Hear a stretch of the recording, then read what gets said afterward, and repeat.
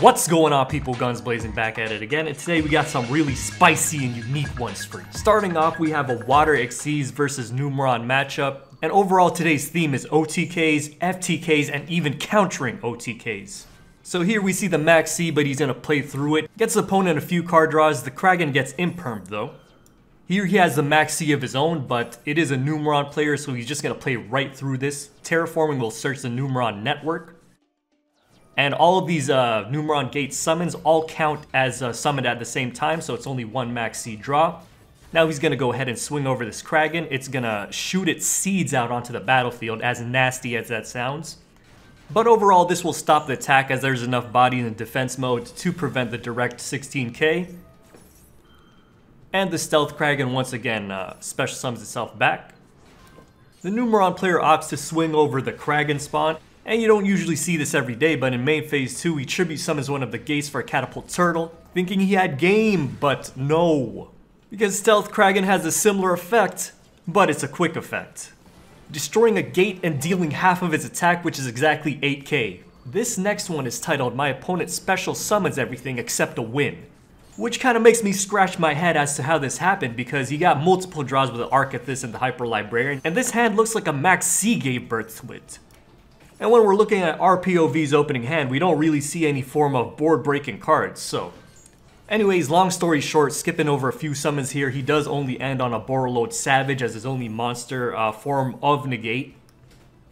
Equipping the Auroradon and getting another Hyper Librarian draw, but he does have a couple of back row to go along with it. We see the Lightning Storm on the draw here, but he's going to Terraforming first and try to get some of these back rows popped. The Croco Dragon Destroy is going to come out right away on this field spell. Mech Knight Purple Nightfall is going to come out. Opponent's a little jumpy. He does pop the Borreload Savage here. Normal Summon Alistair is going to hit, but Forbidden Droplet is going to make short work of that, sending the Croco Dragon actually. But our guy does have one more little trick up his sleeve, so he Link summons a Predaplant Verte Anaconda from his extra deck, allowing him to use a Neos Fusion and get this Rainbow Neos out. And Rainbow Neos is just going to go beast mode on this entire board and hit him in the face directly for a 4,500.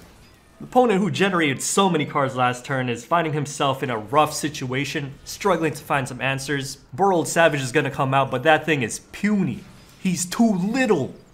So that's going to be an easy swing over. Almirage summons off the Sangan, which has a Max C. Rainbow Neos once again putting a little work on the back row. But all in all, it's looking pretty bleak here for the opponent. Last ditch Monster Reborn effort, Max C on it.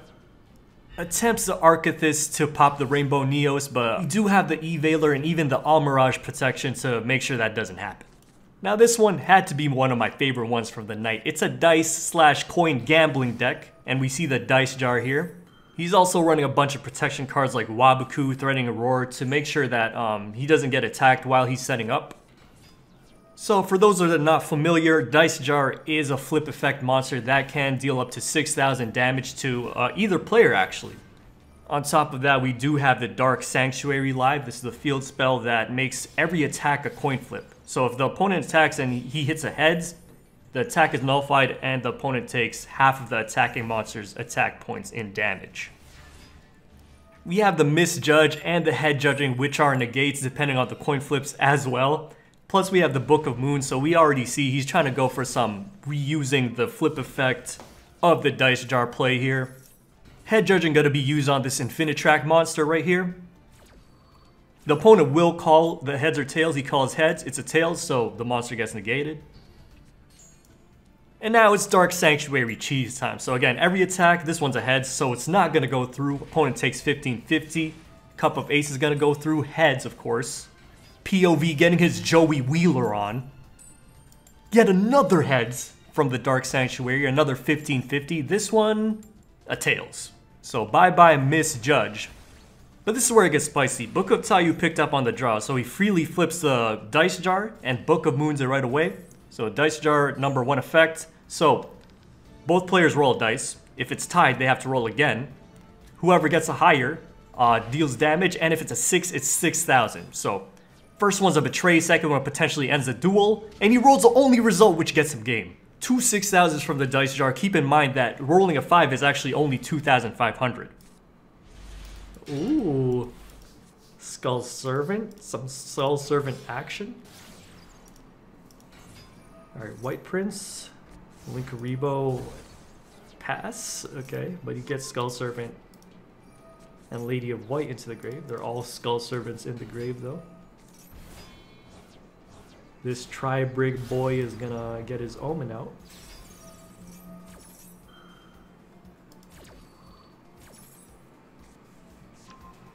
Because for hires are not good here, dude. They were really only good in Duel Links. Alright, Raj is coming out. Sends the White Baking. Okay, that is a lot of Skull Servants in the grave.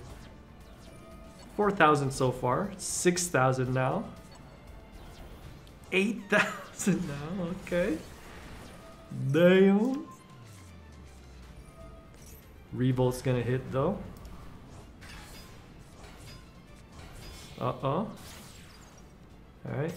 Silver Sheller.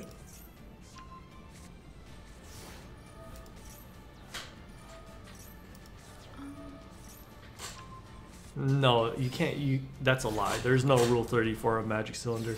Access code is coming now. Gotta get pumped up. But since he chained Rugal, he can now Almirage onto the King of Skull Servants.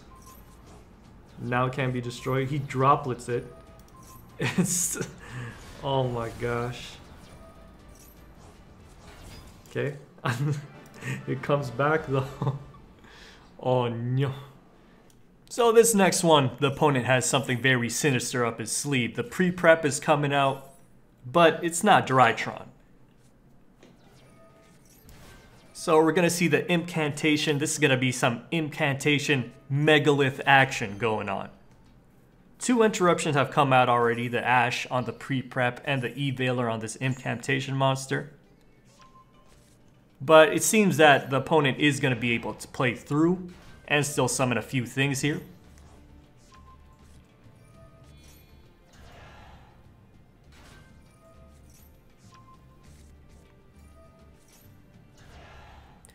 So we see 2 level 4 ritual monsters of the same name being turned into Gallant Granite, picking up the Block Dragon, and suddenly this is something I have never seen before actually.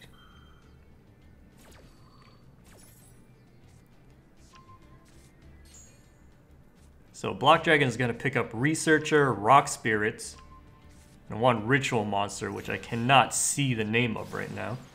Halka Fibrax is coming out. Especially summoning the Jet Synchron from the deck. This is interesting as it's actually not going to go out into Auroradon, but rather this Marshall Mathers route. He brings the Junk out as well. Block Dragon is going to resummon, and he's going to go ahead and make a Tolkien. This is going to summon a bunch of tokens on the board. Geonoid Transverse is now going to switch possession of these monsters. And some of you might already know where this is going. Makumek comes out, selects the AK attack monster, and of course it deals damage equal to the difference between its original and current attack, which is a perfect 8,000. Oh no, it's the Flower Guardian Solitaire time. So I was actually hit by this deck one time in a Synchro Festival, and it took about 10 minutes to do the entire thing, and I was like, never again. If I ever see this going turn 1 and I don't have like Nib, Droll, I am not playing the duel. So as you can see, all of these Guardian monsters, they basically special summon from the hand and spam draws as well. And you got a little interesting mechanic here on the Moonflower viewing where it can use any of the Guardian monsters as a level 2 in terms of adding up to the math to, you know, synchro summon it. It's also a tuner, so you can cycle these Moonflower viewings to get you some more card draw to continue your combo, continue your solitaire. And this is the other key component of this deck. He drew 2 of them, and it's whenever you synchro summon a monster, basically, you deal 500. And so you already know where this is going. It's just a bunch of synchro spam. But the thing with this deck is you're literally just synchro summoning the same monster over and over again. So get some more card draws here because of the Guardians. Advanced draw as well. Synchro Shuken for yet another Moonflower viewing. That's going to deal another 1k.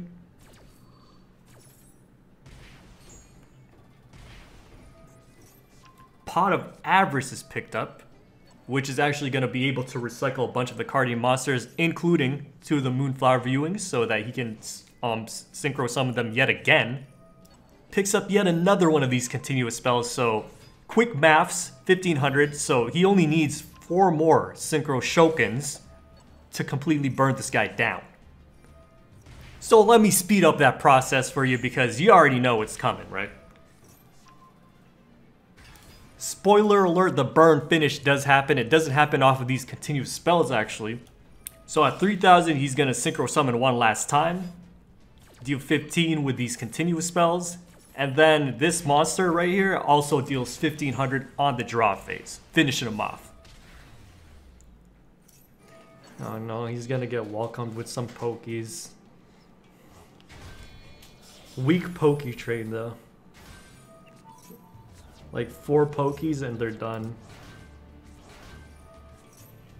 It's because of all the pokey train baits that I did in the past couple of weeks. Whenever I was like, that was a weak pokey train, and then people were just like, oh yeah? Then let me redeem some more pokies. But then they didn't realize that they were already running out of channel points. So I literally like light Yagami these kids into spending all their poke points, and now they only get weak trains like this with only 4 pokies in a row. Outplayed.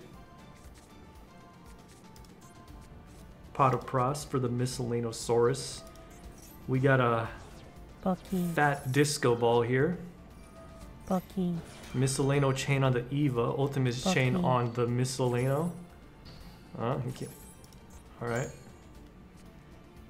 Ultimatus has come out on top. Orange light added as well. Lost World is gonna get negated too. Look, these guys are getting baited again. These guys are gonna spend all their poke points now. For a weak trade. Come on, like, okay, 15 pokies. You think this is actually a good poke train? Hell no. Hell no. Come on, you. Is that all you got? Is that all you got? I'm wondering where the poke train's at, cause I don't see it. Okay, you might have filled up the entire chat box, but honestly, like that's rookie numbers. Hello? You think, guys, do you think this is actually a solid train? Don't lie to me. Do you think you're actually doing anything right now with these trains? Yeah, just take the L. No, not me, them.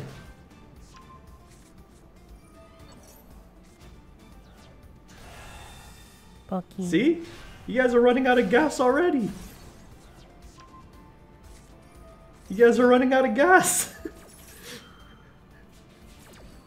They're out of gas.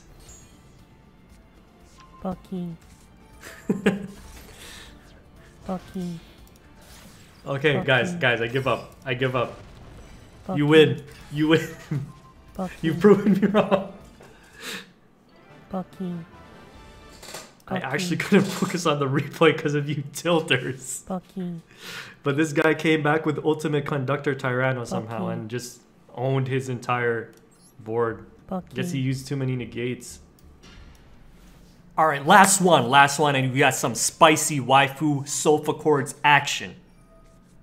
I'm not too familiar with what this deck does yet. The opponent is Numerons, and he did draw and lock our POV right here. Magical Mallet gonna send 3 back into the deck, pick up a Numeron Wall for the Numeron network. Of course, that is gonna summon 4 gates, but he does have the quick effects to be able to stop this. So he takes minimal damage. The Sunya is gonna come out. Sunya business. Banish everything, and that's gonna come back next turn to deal some burn damage. Some Sofa Chords are going to be added to the hand here. Droll and Lock once again. Those Sofa Chord is going to get Pendulum summoned out. That's going to get Compulsory Evac.